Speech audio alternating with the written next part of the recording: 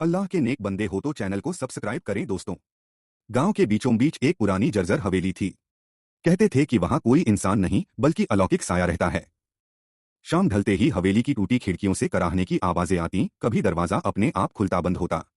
गांव वाले उधर से गुजरने से भी डरते थे।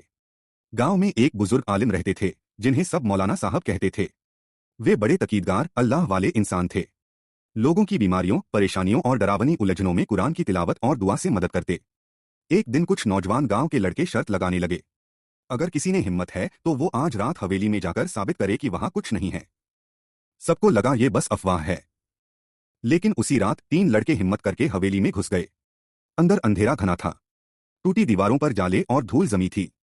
अचानक पीछे दरवाजा जोर से धड़ाम से बंद हो गया। उनके पैरों के नीचे से जमीन कांपने लगी। छत से काली परछाइयां लटकने लगीं।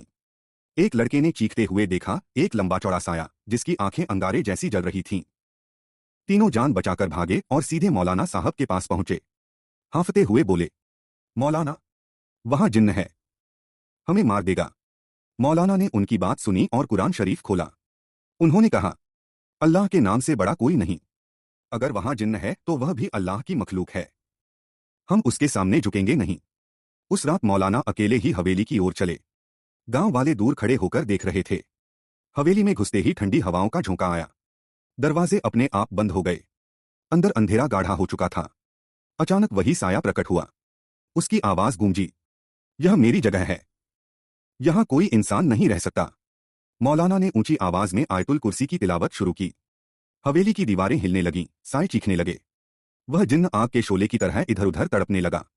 मौलाना ने जमीन पर सजदा किया और बोले, ए अल्लाह, अगर ये जिन्न तेरी इबादत से दूर है तो इसे काबू में कर।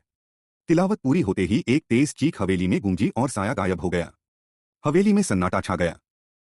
सुबह जब गांव वाले वहां पहुंचे तो देखा कि मौलाना नमाज में बैठे हैं और हवेली बिल्कुल शांत है। उस दिन के बाद वहां कभी कोई परछाई नहीं दिखी।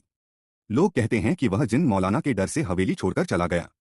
लेकिन आज भी कभी कभी रात के सन्नाटे में हवेली की दीवारों से कराहने की हल्की आवाज सुनाई देती है, जैसे वह साया अब भी किसी को ढूंढ रहा हो।